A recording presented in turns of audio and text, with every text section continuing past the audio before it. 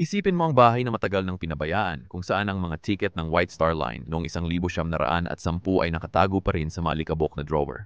Isang lugar na tila hindi inabot ng makabagong panahon. Walang kuryente, walang imbornal at niwala man lang bakas ng telebisyon.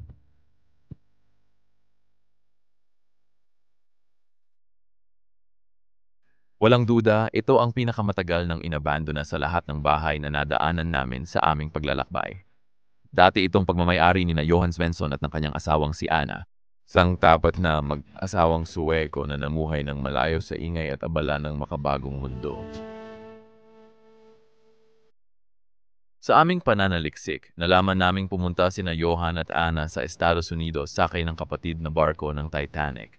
Desisyong tumulong sa bagong simula at mga pangarap. Nakakatuwang isipin, bumalik agad sila sa Sweden makalipas ang ilang taon. Misteryo pa rin kung bakit nila iniwan ang pangakong lupa ng bagong mundo. Isang kwentong nawala sa paglipas ng panahon. Hindi ordinaryo sina Johann at Anna. May kaya sila at mahalaga sa kanila ang tahimik na buhay. Noong huling 1,800 hanggang 1,960 nanirahan sila sa isang magandang at liblib na bahagi ng mundo. Ito ang santuwaryo nila, taguan mula sa mabilis na pagbabago ng lipunan. Noong 1,960 tuluyang iniwan ang bahay. Naiwan itong tahimik na saksi sa paglipas ng panahon at sa mga dating nanirahan dito.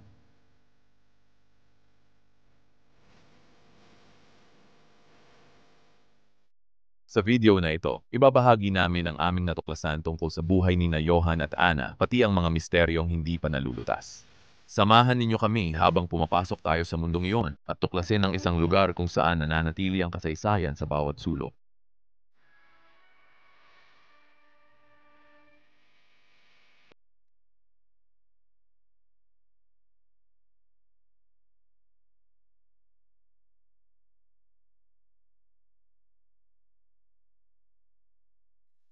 Ako at si Sam ay kasalukuyang nasa gitna ng kawalan dito sa Sweden at nakatanggap kami ng tip mula sa isang kaibigan na may ilang abandonadong gusali sa malayong lugar dito.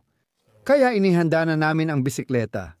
Kakailanganin talaga namin ang mga ito. Siguradong sigurado. Sa tingin ko, ilang kilometro rin ang pagbibisikleta bago makarating dito. Tama, hindi pwede kotse papunta doon. Hindi.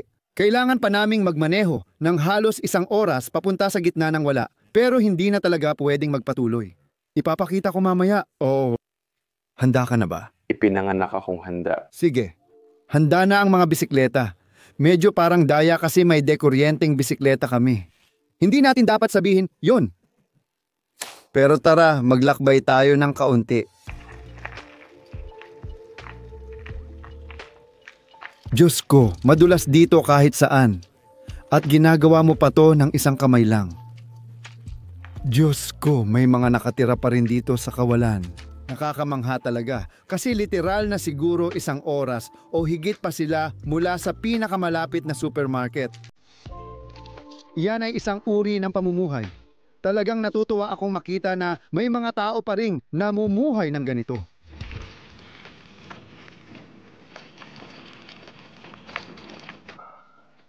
Hindi ba't ang ganda dito sa labas? Kamangha-mangha ito. Isang napakalaking lawa lang sa gitna ng kawalan. Sa tingin ko, Sweden ang may pinakamaraming lawa sa mundo. Kung tama ako, halos saan-saan may lawa doon. Hindi mo pwedeng talikuran yon, may lawa kahit saan. Parang Swiss cheese ang buong bansa. Ang pupuntahan nating bahay ay isang makasaysayang Swedish na tahanan na buo pa rin ang mga orihinal na elemento.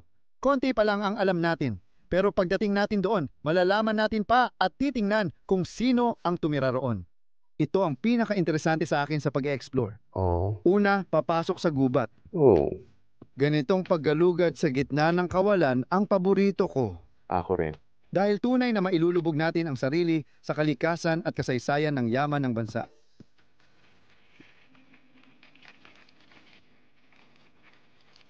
Simula rito, hindi na natin pwedeng gamitin ang mga bisikleta. Kailangan nating magpatuloy na maglakad sa kagubatan papunta sa lugar. Ang makalumang paraan ng isang mangangaso at tagapangalap ang gagamitin natin. Naghahanap ng mga abandonadong lugar. Tara na, napakaganda ng lawa. May ilan pang bangka ng mga taong paminsan-minsang pumupunta rito. Malamang para mangisda. Siyempre. Pero puno ito ng tubig. Oo, puno ng tubig ang mga bangka. Yung puti, oo. Oo nga. Ito rin, Oo. sa tingin ko, bihira silang gamitin. Sige, diretso lang. Sa ibabaw ng maliit na burol dito. Tara na!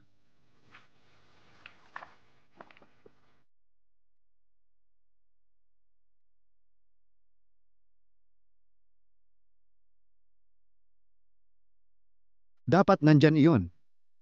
Ang totoo, nasa simbahan tayo. May maliit na kubo doon sa kabila. Oo. Sige.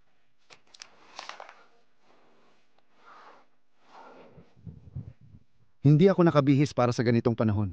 Hindi ko inasahan na ganito kainit sa Sweden. Pero maganda naman. Wow, ayan na. Heto na sila. Magkakatabing ilang bahay. Sa gitna ng kawalan. Diyos ko. Mukha silang matagal nang nakatayo rito. Pero mag-research tayo at alamin natin ang kasaysayan. Simulan natin ang isang epic na paggalugad.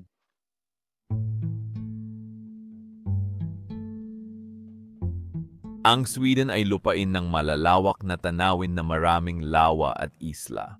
Ito ang pinili ni na Johan Svensson at asawang si Anna para sa kanila. Sa gilid ng isang malawak na lawa, nagtayo sila ng isang kahangahangang tahanan. Hindi ito ang tipikal na bahay pahingahan sa Sweden na may pulang kahoy na pader sa kanayunan. Mas kakaiba pa ito. Mas ingrande at matibay ang bahay, halatang ginawa ng may pag-aalaga, refleksyon ng kanilang pagsusumikap at pananaw. Dito nila nahanap ang kapayapaan, malayo sa ingay at abala ng modernong buhay. Bukod sa sarili nilang bahay, may dalawa pang karagdagang bahay sa loob ng ari-arian. Kung sino ang nanirahan sa mga bahay na ito, ay nananatiling isang misteryo. Ngunit tila iniwan na ang mga ito ng halos isang siglo. Isang bagay ang tiyak. Dahil si Ponpes kasi sa mga bakali may sa word, magiging isang di may limiting pakikipagsapalaran.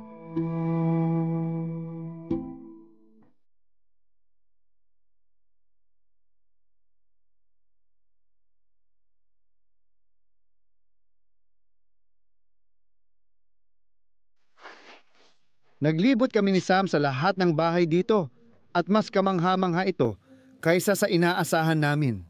Ito ang pinakamatandang abandonadong bahay na nakita namin sa Sweden. Maligayang balik sa Bros of Decay. Ako si Leslie at si Sam ang nasa likod ng kamera ngayon. Kamusta dyan? Ipakikita namin sa inyo ang isang bagay na talagang kamangha-mangha. Abangan ninyo. Dalawa lang ang bahay na nakita ninyo mula sa malayo. Pero pagpasok namin sa property, may ikatlong bahay pa pala. At ito talaga ang pinaka-importanting bahay sa property. Ito ay mula sa, ano nga ulit ang apelyido ng pamilya nila, Sam? Johannesson. Oo, sa tingin ko. Oo, Johannesson. Johan Johannesson ang nakatira dito. May ilang kaming hinala at katotohanan tungkol sa mga taong ito. Narinig ko lang ito sa kwento. Malamang mga Amerikano sila. Hayaan mong ipakita ko rin ito sa'yo. Dahil walang mga karaniwang Suweko dito. O wala talagang mga karaniwang tao na nanirahan dito. Sa totoo lang, sila ay medyo mayayaman. Wow, gustong gusto ko itong kotse. Sa tingin ko, medyo mahal ito noon. Isa itong jeep noong panahon nito. Wow. Ito ang perpektong kotse para sa pamumuhay dito. Isang jeep lang ang paraan para madala nila ito dito. Oo. Ay sa pamamagitan ng isang malaking barkong pangkaragatan. Oh, syempre talagang... Tingnan mo ito, kamangha-mangha. Ito ba ang mga sistema ng pag-init? Sa tingin ko, oo. Siguro para sa Pampainit ito para mawala ang fog sa bintana. pampawala ng fog sa bintana. Oo, pwede mo ba buksan at tingnan sa loob?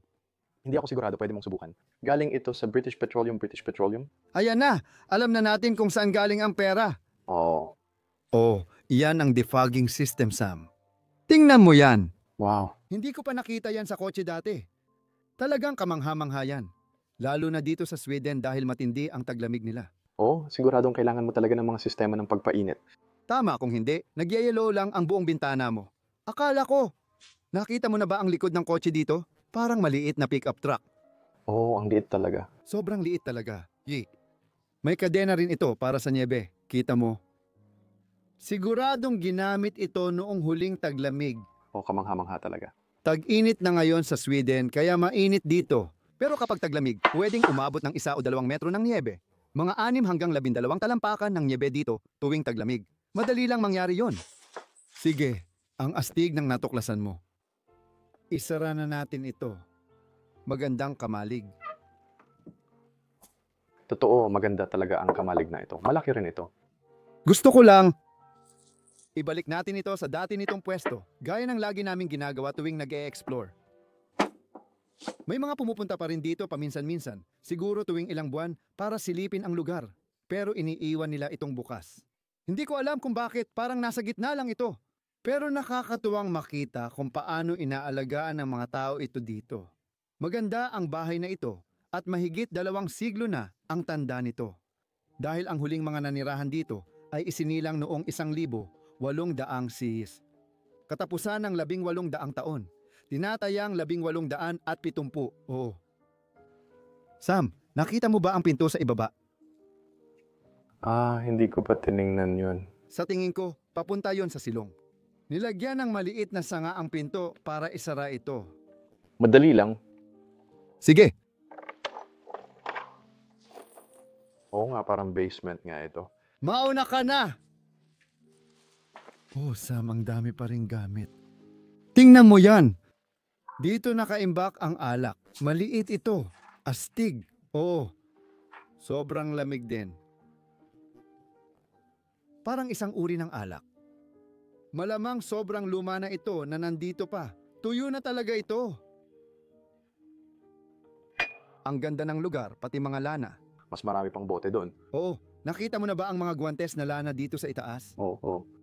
Tingnan mo rin kung paano ginawa ang bahay at ang pundasyon nito. Makikita mo kung saan pumasok ang drill noong binutas nila ang mga batong ito noon. Wow, tingnan mo. Gilid. Dito sa gilid. Malamang na gumawa rin ng mga gawain sa bukid ang mga taong ito. Mag-ingat ka. Kita mo, muntik na siyang mabalihan ng leeg. Sige, tapusin na natin ito. Sinasabi ko, tapusin na natin ito. Oh, konting galaw ng sanga. Sige. Lumago ng todo ang mga halaman dito sa pagdaan ng panahon. Tulad ng nakikita mo, wala na talagang pumupunta rito maliban na lang kung minsan may dumadalaw para tingnan ang bahay. Kailangan talaga naming maglakbay sa gitna ng kagubatan para makarating dito. Maganda ang harapan at sa tingin ko, dati rin itong may tradisyonal na pulang kulay noon pero kumupas na yon. Dahil iniwan na ito, syempre, sa loob ng 60 taon. Gusto ko ito. Sam, handa ka na bang ipakita ito? Sobrang handa na ako. Sige, pasok na tayo sa loob.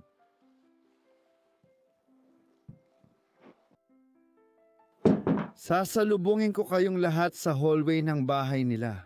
Makikita nyo agad na Swedish ang hallway. Simple at minimalistiko. Pati ang mapusyaw na asul na kulay dito. Palagi nilang ipinapakita ang mga bahay nila na may mapuputing kulay para magbigay ng magaan na kapaligiran. At talagang gusto ko yon. Itong maliliit na pintuan na meron tayo dito. May spring-loaded bisagra. Oh, ang astig nila. Oh, Sam. Tingnan mo sa side na to. Anong meron ka? Ay, ang tigas naman nito. May maleta dito. Wow. May mga hinala kami sa mga taong ito. Mamaya ko ipapakita at ikukwento lahat. Mahalagang ang maleta. May lason pa nga ng daga doon. Ay, sobrang kumpinyente. Oh, tingnan mo ito. May mga band-aid din. Wow, sobrang luma na ang mga ito. Sobrang luma na nga. Pero si Sam ay nagwasto lang nung pumasok tayo sa bahay. Hindi ito ang bahay ng pamilyang Johannesson, kundi itong Benson, sabi mo, di ba? Tama, Svensson? Svensson? Sige, oo, mali ang pagkakabanggit ko ng pangalan, pero siguradong Johan. Svensson nga pala. At ito marahil ang kay Ginoong Johan, gaya ng nakikita mo, nandito pa rin. Napakaklase, napakaganda.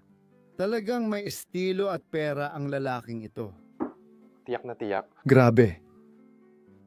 Kasama rin ang mga kahoy na materyales sa pinto. Tama ka! Makikita mo ang hibla ng kahoy dyan.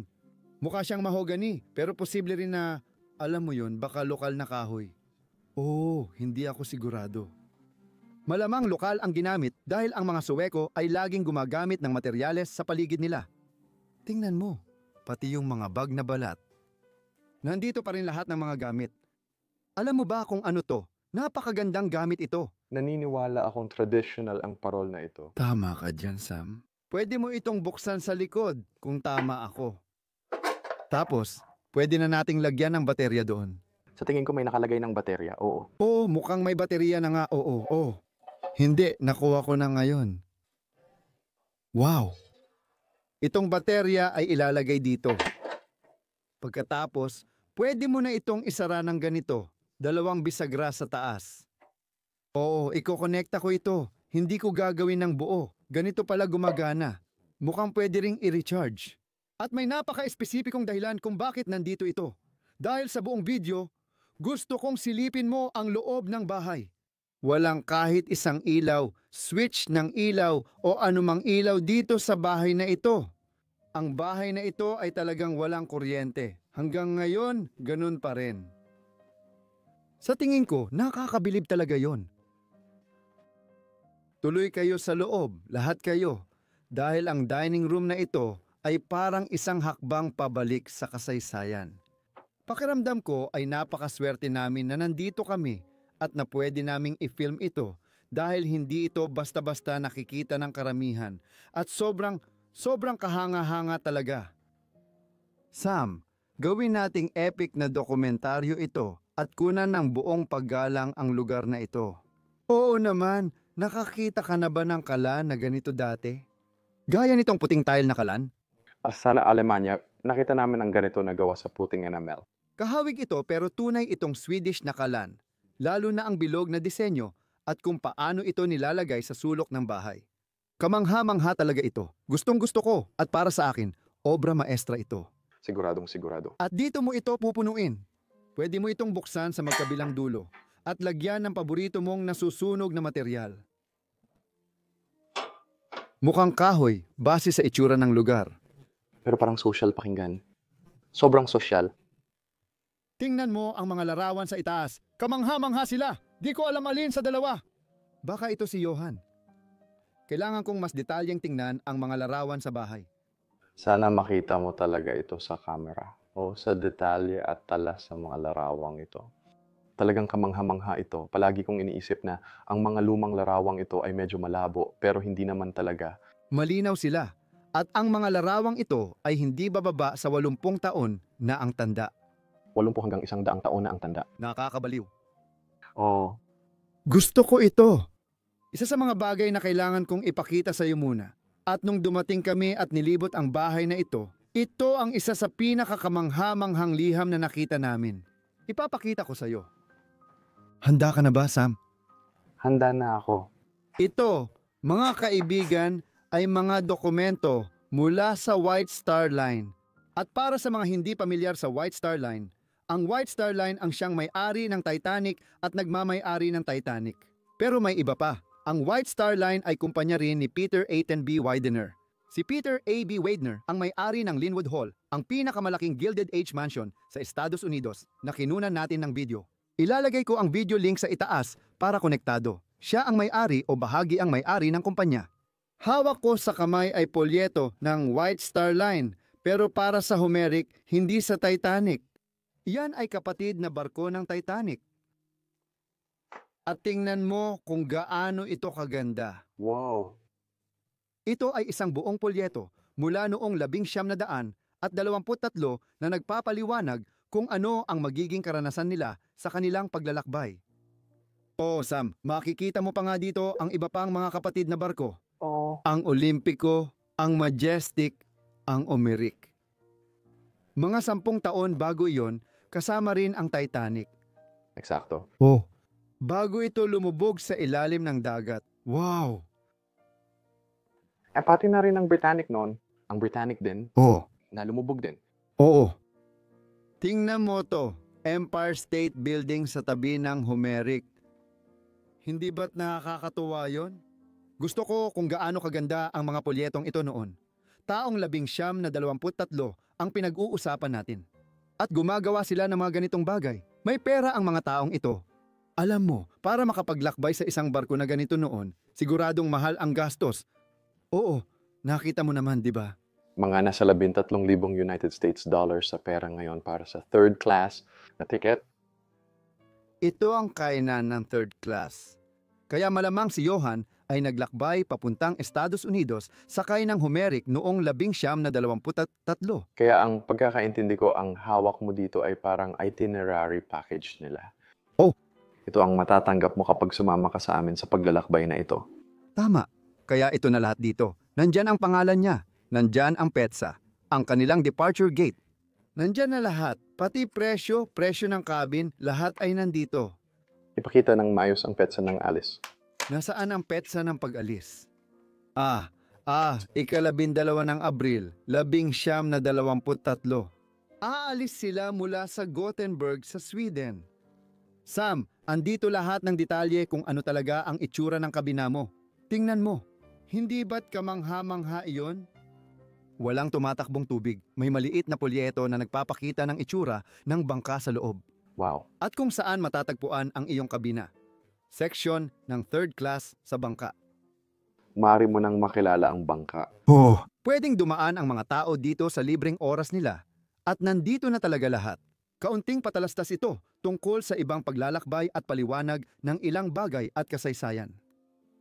Canada? Nandito ang lahat. Mas maraming tiket, mas maraming paliwanag.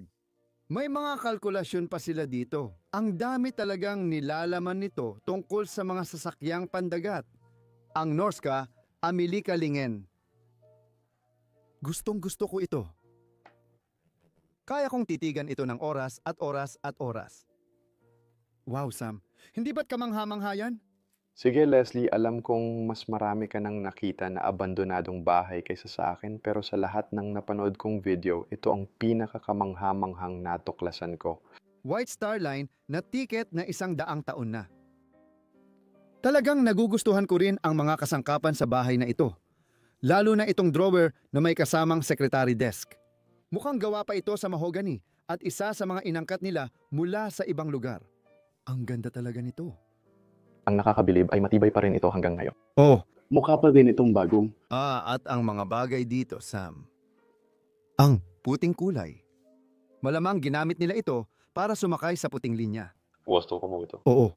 Naalala ko tuloy yung eksena sa Disney na Peter Pan na sinusubukan isuot ng tatay yung kanyang suit para sa opera. Tama. Magandang eksena yon. Nandito pa rin ang kurbata nila. Lahat ng magasin mula noon. Lahat ay naiwan pa rin dito na parang bago. Parang nung araw. Hello. Iniwan nila ang bahay na ito. Dito. Hindi ko na kailangan gumawa ng anuman. Nabuksan ang compartment ng mesa ng sekretarya. Pero lahat ng maliliit na pintuan at drawer at lahat ng nandito sa loob. Minsan, may mga tagong compartment din ang mga ito, Sam. Astig talaga. Sige, tingnan natin laman nito. Uy, ang ganda ng balot. Ay, wow. Ano nga ulit ang tawag dito? Isang pares ng suspender. Oo nga, para hindi mahulog ang pantalon mo. Tama. At maganda pa. At may nakasulat na pangalan doon pero hindi ko mabasa. Hindi ko mabasa. Pero magaganda rin ang mga drawer at lahat ng nandito. Tingnan ko nga ang nasa ibaba. Uy, tingnan mo ito. Eksakto. Para ilagay dito. Baka di mo na ako marinig ngayon. Bagay sa'yo yan. Salamat. Pero parang hindi komportable. Oo nga. Hindi talaga komportable yon. Pero yung gustong gumanda, kailangan. Magtiis ng kahit ano. Ginamit ang mga iyon kapag hindi mo maplantsa ang iyong damit. Para laging mukhang plansado. Ay, ang galing nun. Siguro sa barko. Tama. Diyos ko. Puno ito ng mga letra. Sinasabi doon sa taas. 19, 14. May bala pa ng shotgun na nakakalat pa rin dito. Noong unang digmaang pandaigdig yon. Isang almanak mula noong 1957. Siguradong naranasan nila ang unang at ikalawang digmaang pandaigdig dito sa bahay na to. At dito, may litrato tayo ni na Johan at ng kanyang asawa noong unang panahon. Wow. Sam, gusto mo ba? Ipaliwanag. Ang tungkol sa larawang ito ng Pangulo. Sa totoo lang, gusto ko talagang malaman kung ano ang connection nila. Ito ay isang litrato ni William McKinley. Anshal, kung tama ang pagkakaalala ko, ay ang ika-25 na presidente ng Estados Unidos. At siya ay pinaslang noong 1900 at isa at ay nakalimutan ko palang ipakita yon. Nandyan pala talaga ang petsa ng kanyang pagkamatay. Siya ay pinaslang ng isang anarkista. Sige, nagtataka lang kami sa koneksyon nila sa Estados Unidos dahil may nakita kaming kalendaryong may Connecticut na ipapakita pa namin sa iyo. Nakakakita kami ng mga liham na may Connecticut doon. Nakita mo ang larawan ng Pangulo na nakasabit sa kwarto. Nakita mo rin ang White Star Line na bumibiyahe papuntang Connecticut. Kaya merong connection doon. May ginawa sila sa Estados Unidos para sa negosyo. O baka doon sila tumira at pumunta rito o baliktad, pero hindi pa kami sigurado. Ay, gusto ko rin ang mga rocking chair na ito. Napaka-Amerikano nila, Sam. Talagang Amerikano. Magagandang piraso. Ay, inaantok na ako dahil dito. Mahaba ang araw natin ngayon. Puno pa rin ng magagandang lumang litrato ang mesa. Ay, gusto ko yan. Una sa lahat, tingnan mo itong litrato ng pamilya. Ang ayos ng bihis ng lahat. Ang astig niyan, tingnan. Sobrang, Diretso sa pelikula, masasabi ko. at ito naman, talagang mga high-end na larawan ito. Sa mga high-end na lugar, Oo. ginawa yon sa isang uri ng gazebo. Oo. At dito naman sa isang malaking manor o kastilyo, Tingnan mo, nasa parang lang dito.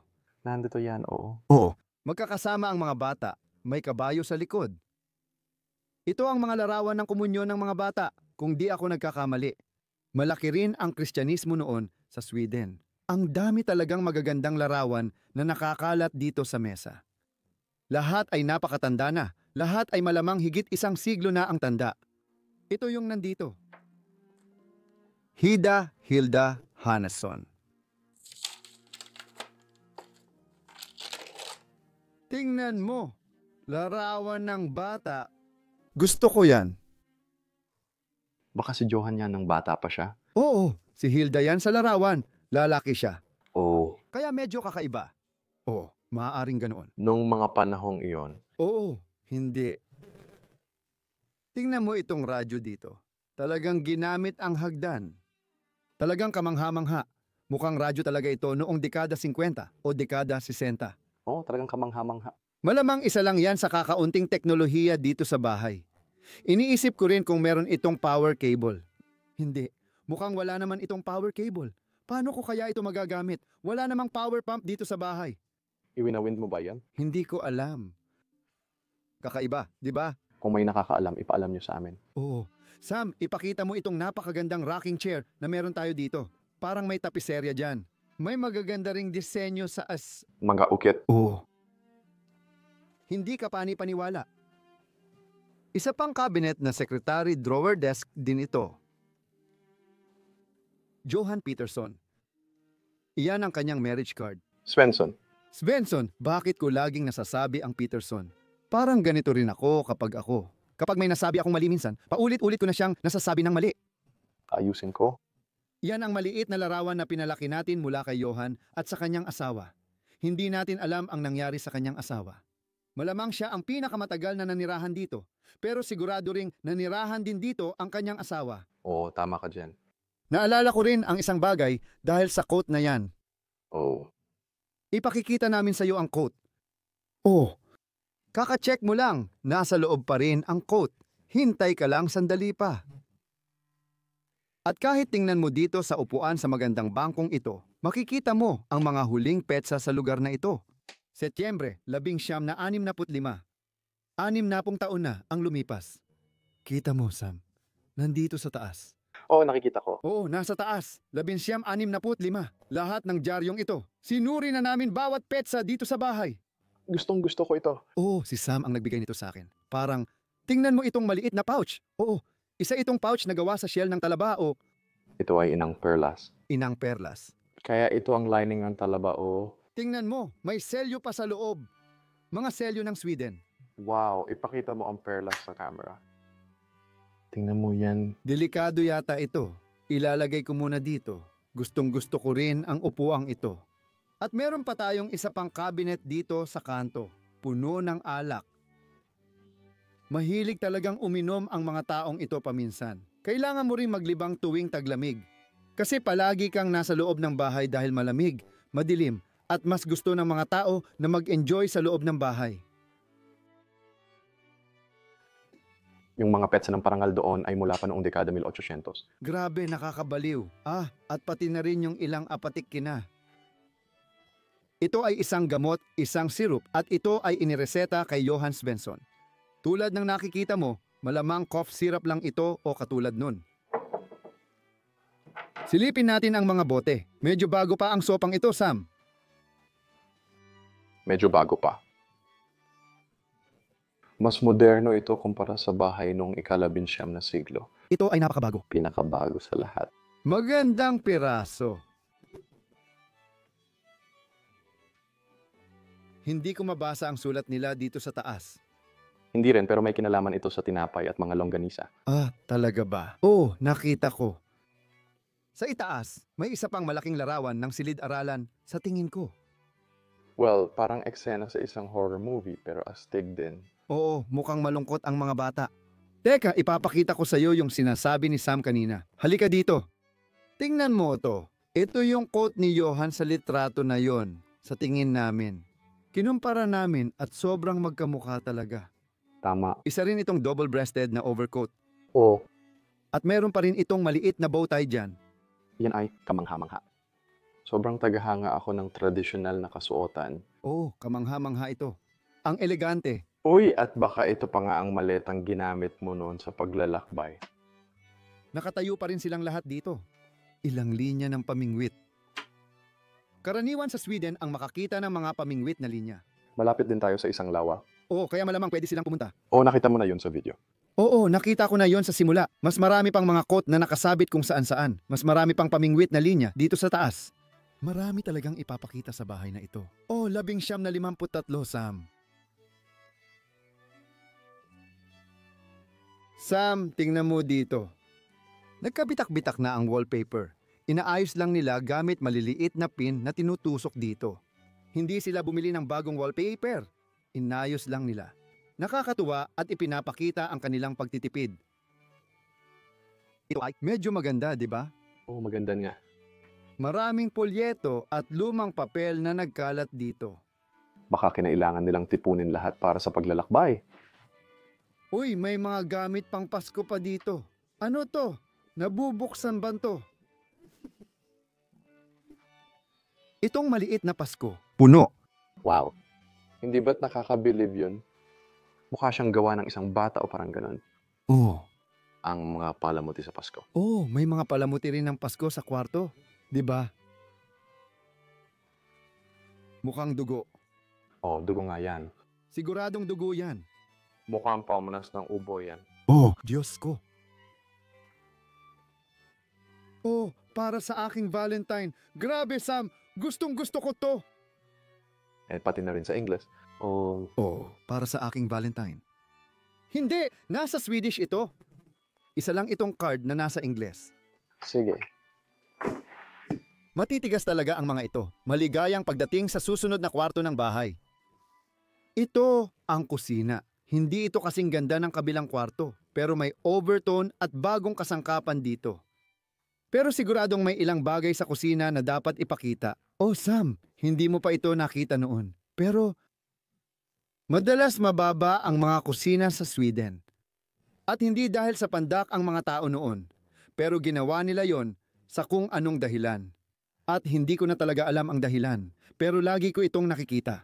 Parang kailangan nilang magtrabaho ng ganito sa kusina nila. Ay, Diyos ko. Oo, mas maliit talaga ang mga tao noon. Sige. Oo.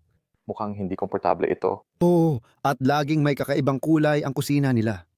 Dito natin makikita ang kalan. Ay, gusto ko rin. Kala na gawa sa cast iron. Kahit kalawangin na yan, tingnan mo ang detalye nito. Bagay nito. Oo, parang may nakaukit na leon dito sa isa. Sobrang kamangha-mangha talaga. Wow! At may maliit na lalagyan ng langis na ginagamit nila para pahira ng langis ang ilang bagay. Heto, Sam, tingnan mo ito. Ganito sila nagpapalabas ng tubig nila. Totoong water bomb ba ito? Kaya pala may tubig dito, galing pala sa balon. Oh, yun lang ang paraan nila para magkaroon ng tubig sa bahay na to. Wala rin kaming nakita na banyo o palikuran dito. Malamang may palikuran sa kamalig. Walang banyo o paliguan dito. Wala silang ganun noon. Siguro sa lawa sila naliligo. Oo. At naaalala mo ba yung pinakabagong dyaryo na nahanap mo nung bandang huling bahagi ng dekada 60? Oo. Sa tingin ko, pumasok ang mga tao at sinubukang mag-renovate. Oo nga, di ko napansin may bagong kitchen cabinet na pala. Bago talaga ito. Sa tingin ko, bagong lagay lang ito dito. Pero dahil walang tubig, dito na lang natapos. Ang lupit nun, nilagay lang nila tapos di ginamit. Swerte ako kasi mas gusto ko yung luma. Oh, sigurado. Ang ganda nun. May maganda tayong upuan dito na nakatayo. Dito kadalasan nila nilalagay ang mga winter coat at mga gamit na ganun. Dito nila kadalasang nilalagay ang winter coat at mga ganong gamit. Ginagamit ito para sa kung ano-anong bagay. Oo, kung ano-anong bagay. Mga durog na bato. Lubid at mga bagay na katulad nyon. Astig parang jacket ng mga ngaso. Oo nga. Karaniwan talaga sa probinsya ang pangangaso. May dalawang bulsa ba yan? Oo, kadalasan may isang bulsa para sa bagong bala at isang bulsa para sa nagamit na bala. Pwede pala nilang pagpalit-palitin yon. Tama. Oo. Hindi nga, Sam. 3 boltahe ang bateryang ito. Wow. Ito marahil ang isa sa pinakamatandang baterya. Naalala mo bang binideohan natin ang bahay ng inventor ng baterya mula kay Alexandro Volta? Nakita ko na yon. Oo, ito'y produkto na inimbento niya at napabuti sa paglipas ng taon. I-link mo dito. Alexandro Volta. Ito ang paborito kong video na nagawa namin. Sige. Ibalik natin dito pati mga bala ng shotgun. Ang saya ko talaga. Mga bala ng shotgun pero wala pang baril. Walang baril, wala. Hindi pa ako nakakakita ng baril dito sa Sweden dati. Eh di ba't itatapon ko na lang ang bala sa hayop? Kalendaryo, Setyembre, 1965. Ayan na. Para sa mga hindi naniniwala, itong bahay ay inabandona na ng 60 taon. Totoo. Walang biro. Dito meron tayong dyaryo mula noong Pebrero, 1964. 1 taon bago nila iwanan ang bahay na ito. Ayos pa rin ang mesa. Kaunting asukal. Malamang ito na ang huling tasa na ginamit mo. Paano naiwan ang dahon na ganito sa loob ng 60 taon? Bunto ng mga larawan. Wow, ang dami ng mga larawan dito. May mga astig na larawan dito. Si Johan yan. Sa tingin ko, oo. Mga larawan ng pamilya.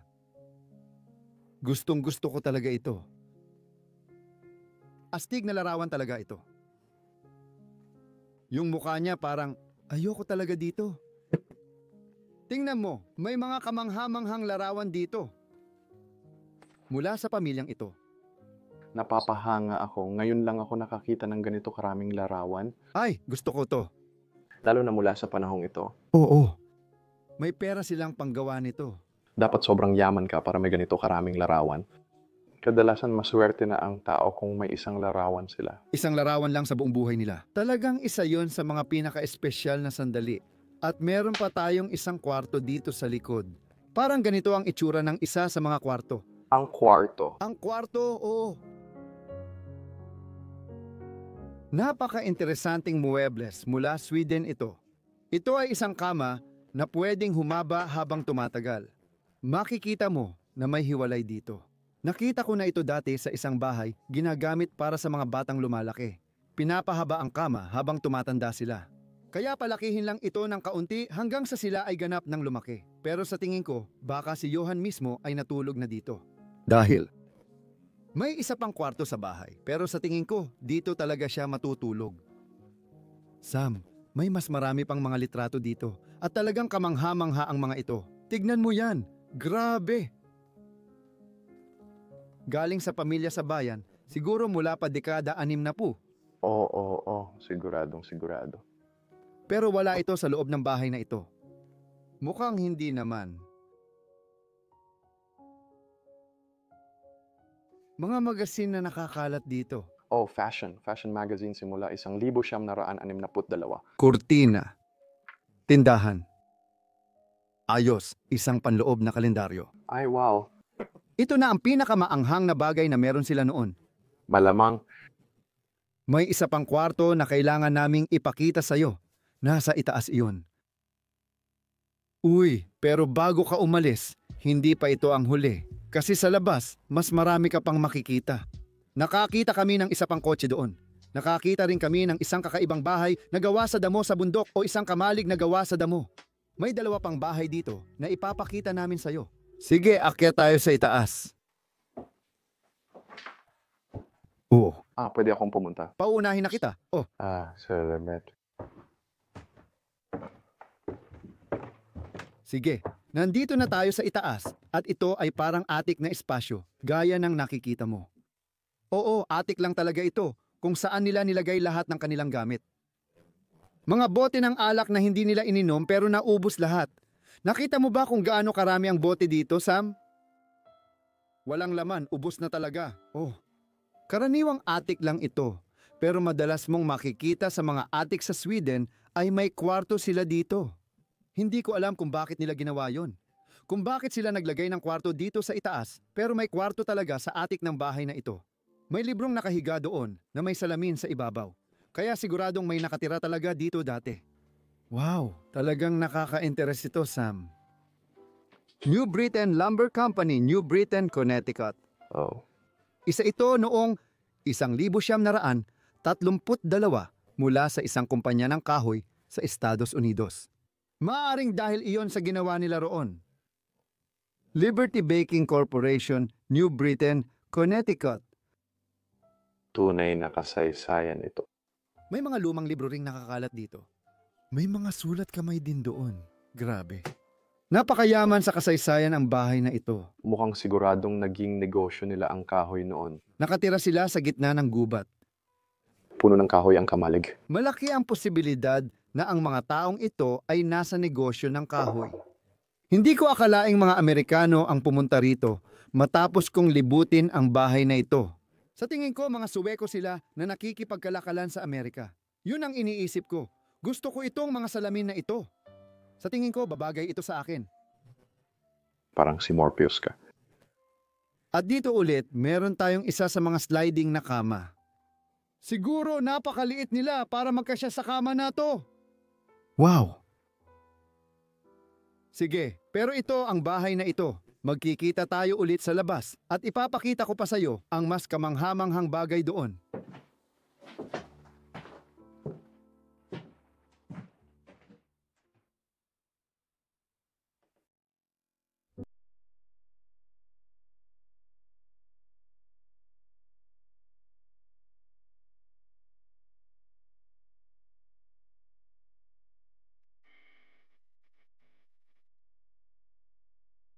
At ang mga taong ito ay nakatira sa isang napakagandang lugar. Talagang hinahangaan ko dito sa labas. Katulad ng lawa sa likod at bahay sa bukid. Nakakamangha talaga. May isip mo bang tumira dito? Hindi ko maisip, pero gusto ko balang araw, gusto ko talagang makapunta sa probinsya. Madama ang kalayaan at katahimikan ng gubat. Sa tingin ko, hindi madali ang buhay dito. Pero ito ay isang makabuluhang buhay. Tama.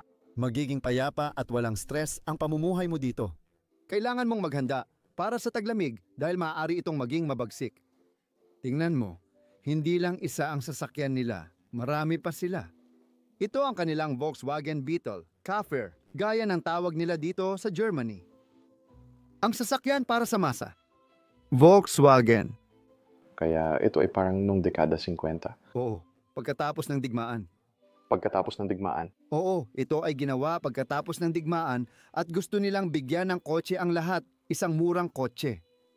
Marami pa rin ganito ngayon. Grabe yun. Tingnan mo itong gulong. Lahat ng pattern dyan ay bagong-bago. Wow! Nakikita mo yan? Parang kapareho ito ng nakita natin sa Iceland. Parang yung mga bahay na gawa sa damo at lahat. Kubol na itinayo sa tabi ng bundok. Pwede mo bang buksan ang ilaw, Sam? Subukan nating pumasok dito. Maraming lamok dito, kaya malamang makakagat ka. Ay, ang sama naman nito. Bakit ba tayo pumapasok dito? Pwede mo bang kunin ang camera? Wala nang espasyo para sa ating dalawa. Gusto ko lang ipakita sa iyo ng mabilis kung ano ang nasa loob nito. Parang kamalig ito kung saan nila iniimbak ang mga lata, timba at iba pa. Ang astig dito sa bundok. Malamig talaga. Siguro kaya nila ginagamit ito. Sa tingin ko, iyon ang dahilan. Sige. Walang masyadong makita, Sam. Ibabalik ko na lang ang kamera. Oh, nakuha ko na. Natutuwa ako na pumasok ka kahit maraming lamok dito. Bakit ko ba ginagawa ang mga ganitong bagay? Oo, para sa content. Oo, gusto mo talagang maayos ang pagdodokumento at maisulat lahat, di ba? Ang ganda ng kuha, ang ganda rin ng tanawin. Tara na, mas marami pang bahay dito. Susunod ako sa'yo. Oh. Dumiretso ka lang pababa sa bukid, dito papunta sa iba pang mga bahay. Tingnan mo ang nahanap niya. Ginoong prinsipe. Ayos lang, mag-ingat ka lang na huwag matapakan ang palaka. Pakiusap. Sige, gusto ko. Hindi ko alam kung bakit mayroong maraming bahay dito sa lupain, pero maaaring pamilya lang din ng Svensson ang nakatira dito noon. Parang sabay-sabay silang nakatira noon sa lupang ito. Ito ang tawag ng mga Amerikano sa kanilang homestead. Ang kanilang homestead, oo. Bihira mo na yan makita ngayon. Galing pa yan sa unang panahon, tama? Siguro nga, Oo. Parang mas luma pa ang bahay na to kaysa sa bahay ng mga Svensson. Mukhang mula pa ito noong early 1800 S. Ang ganda, maraming bahay. Sa totoo lang, itong isang bahay lang talaga ang nandito. and isang napakalaking kamalig. Oo. Suriin muna natin ang kamalig kung may laman. Oh, sige, bakit hindi? Hindi pa natin ito tiningnan. Lumago na ito ng sobra. Oo, lumago na talaga ito.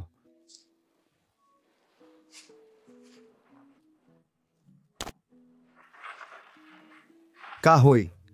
Mas maraming kahoy. Maraming kahoy. At mga ski. Oo, Ang mga tabla, oo. dito ba? Oo, pwede mo. Ay wow, mga slots para sa mga bata tuwing mga araw ng nyebe sa Sweden. Isipin mo kung gaano kasaya sana sila dito sa lupang ito. Diyos ko. Ang galing nun. Gusto ko ring tumingin dito sandali. Mas marami pang kahoy at iba pang gamit. Mukhang ito ang ginawa nila. Sige, kailangan ko nang pumasok sa loob. Sobrang init na talaga. Sobrang init. Sobrang init na talaga. Daan tayo sa damuhan. Mga 30 degree Celsius ngayon, kaya mga 90 degree Fahrenheit. Oh.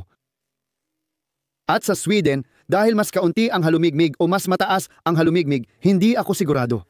Mas mainit lang talaga ito kaysa sa ibang mga bansa. Sige, ibabalik ko lang ito. Sandali lang. Napapansin ba ng tao kung gaano kaliit ang bahay na to? Para siyang dalawang palapag. Pero sa ibang anggulo makikita mong matangkad si Leslie. Mukha itong malaking mansyon mula sa malayo. Tama. Gusto ko ang mga ukit dito. Hindi na ako magpapaliban. Susunod na ako sa'yo. Oh, Sweden. Sige. Hindi ito magiging kasing. Isa lang, pero sobrang interesting din ito. Pero bumabagsak na rin ang bahay na ito. Baka mas matagal pa itong inabandona kaysa sa bahay ng mga Svensson. O JJ. Tinataya natin ang buhay natin para lang sa content na ito. Oo. Bumabagsak na ang bahay na ito. Grabe, tingnan mo ang kwarto, Sam. Nako, ang sama ng hangin dito sa loob. Pero, sa tingin ko, kakaibang pananaw ito, di ba? Oo, sigurado. Ako na nakatayo dito. Na ito ang level ng mata para sa mga nanonood. Oo. Kasing taas ko ang kisame dito. Sa palagay ko, ganito na ito noon pa. Oh, Talagang napakaliit lang ng mga taong nakatira sa mga lugar na ito. Malamang nagmula pa ito noong unang bahagi ng 1800 S kung titingnan mo ang mga bagay dito. siguradong sigurado. Uy Sam, tingnan mo to. Parang kapareho ito ng litrato na nakita natin sa bahay ng mga Svensson. Tama, eksakto. Wow! May mga nakakaintrigang bagay din dito sa mesa. Maaaring ito na ang huling nanirahan sa bahay na ito. Mukhang pareho lang ang wallpaper. Talaga ba? Mayroon bang kakaiba o interesting na pwede nating ipakita sa kwartong ito? Oh, ano ang nakikita mo? Hindi ako sigurado. Tinitingnan ko lang sa camera. Oh, ito ay interesante. Ito ay isang bote ng gamot. Eva Pearson mula noong 2015. Ano? May nag-iwan ng buhok dito, tiyak. 2,015, Sam. Hindi, Eva Pearson, 2015. Tama yon. Kailangan mong uminom ng 3 tableta araw-araw. Ibang pamilya pala. Oo. Oh. Hindi. Pasensya na. Mali ako. Petsa ng pag-expire. 21 hanggang 19,667. Ah. Sige. Oo, nagkamali ako. Pasensya na. Binasa mo lang ba yung serial number? Hindi. Nabasa ko lang ang petsa ng kapanganakan niya. 1,715. Ah. Hindi 2,015. Narito pa rin ang mesa na may mga libro sa ibabaw. Ilang litrato kasama ang isang marinero. Oh, sir. Marino. Nakita mo rin ba? Ito ay mga bala mula sa mga shotgun shell. O mga tinggang bala. Mga tinggang bala. Oh. Isa pang kahanga-hangang radyo ang nandito. May praso. At muli, walang kuryente kahit kaunti. Wala. Walang kahit ano sa kwartong ito. Mas kahanga-hanga pa ang kalan na ito. Sa totoo lang, may nakita akong kuryente. Talaga ba? Tingnan mo ang kable. May kable na dumadaan dyan. May saksakan pa sa baba. Saksakan. Diyos ko. Mahina ang kuryente sa bahay na ito. Iniwan ito ng mas huli dahil noong 1,767. Samantalang yung isa noong 1,765. Tama. Gusto ko ang ceramic kalan na ito. Oo. At ang mga palamuti sa itaas. Sakto lang itong kasya sa kwarto. Ang astig talaga niyan. Lumitaw na bumaba ang buong kisame. Oo. Tingnan mo itong parol. Hindi ba astig yon? Kailangan ko niyan. Wow, nabasag. Parang lightsaber ito. Oh. Iyan ang Tiger Head brand company na gawa sa China. Napakatandang produktong Chino niyan. Mukha itong sobrang lumang parol na gawa sa China. Grabe. Pumasok ka sa kwarto. Sa tingin ko, pumasok na tayo sa kusina. Kainan, lahat na magkasama. Oo, mag-ingat ka dahil parang babagsak na ang kisame. Oo, may nahulog talaga sa buho ko. Sa tingin ko, hindi tayo dapat magtagal sa kwartong ito. Sa totoo lang, no, hindi ako masyadong komportable dito. Hindi, kailangan mong mag-ingat. Wow. Dito natin makikita ang kalan, kusina at iba pa. Mukhang dito talaga siya natulog, Sam. May kama at lahat dito sa banda rito. Oo, at ang kanyang salamin. Salamin na nandito pa lahat ng gamit niya. Wow! Mag-iingat ako sa pag-apak dahil di ko alam kung may basement dito. 19,89. Saan mo nakita yon? Nasa harap mo mismo. Peterson Carl. Asawa niya pala yon. Kasi paano naman yung nakita nating babae doon? Galing kay Carl, tapos 19,989. Wow! Kaya pala mas matagal nang may nakatira sa bahay na to kaysa doon sa isa. Gusto mo bang silipin sa taas? Ayoko na lang, naririnig ko na yung ugong dito. Aakyat pa rin ako para silipin sa itaas. Diyos ko. Itong maliit na hagdan dito, parang nagiging ibaba na rin ang itaas. Diyos ko, Sam! Oo, sabihin mo lang kung maingay na, ha? Sige, maghihintay ako dito. Oo, at kung mahulog ako sa ulo mo, pakisalo naman ako. Well, hindi naman yun ang... Pakiusap, huwag. Gusto ko lang ipakita sa inyo ng mabilis ang itaas ng bahay na ito. Lahat ng damit at iba pa. Tingnan mo ang sombrero sa itaas. Nandito pa rin lahat na nakasabit. Pagkatapos, ito ang kwarto. Nandyan pa rin ang kama at mga gamit. Siguro hindi ko dapat masyadong lakarin dito sa itaas. Oh, isa pa itong kwarto. Naiwan pa rin lahat ng gamit dito sa lugar na to. Grabe naman. Ayos, Mga espasyo para sa imbakan. Bahagi ng atik. Puno ng imbakan. At dito, mayroon pa tayong mga damit niya na pinatuyo na maayos pa ring nakapak. At mga plastik na pakete. Posibleng galing ito kay Joel na dito nakatira. Kailangan kitang abisuhan nung nagsimula itong umingit. Oo. Oo, umingit nga. Sige, bababa na ako. Sige. Si Sam ito. Grabe naman. Lumabas na ako, nakakakaba na talaga ito. Oh. Yun ba yun? Oh, kaunti lang. Tingnan mo ang kanyang coat dito. Ano? Anong nakikita mo? Ang kanyang coat. Pinunit ko ang damit ko. Oo, napunit ko ang aking browser decay na damit. Nandito pa rin ang coat. Ibabalik ko na ang camera. Napunit ko ba talaga ang damit ko? Kaunti lang. Hindi. Hindi. Napunit ko ang shirt ng Bros of Decay. Pero kaunti lang naman. Patunay lang yan sa napakagandang kalidad ng merch mo. Oo, totoo yan. Tingnan nyo sa description. Dito nagtatapos ang pag-explore natin sa dalawang bahay. Ito ang pinakamatandang bahay na na-film namin sa Sweden at isa rin sa pinakamatagal ng inabandona. 60 taon ng abandonado. Pinararangalan akong na-film natin ang kasaysayang iyon. Salamat Sam sa pagsama. Ang saya na nandito ka at mag-explore sa bansang ito. Sa mga nanood, saludo ako dahil tinapos ninyo hanggang dulo. Paki-like, mag-subscribe o mag-comment sa ibaba. Nasa description din ang link ng merchandise at website. At sa lahat ng iyan, magkita-kita tayo ulit sa susunod na linggo. Isa na namang epic na pag-explore.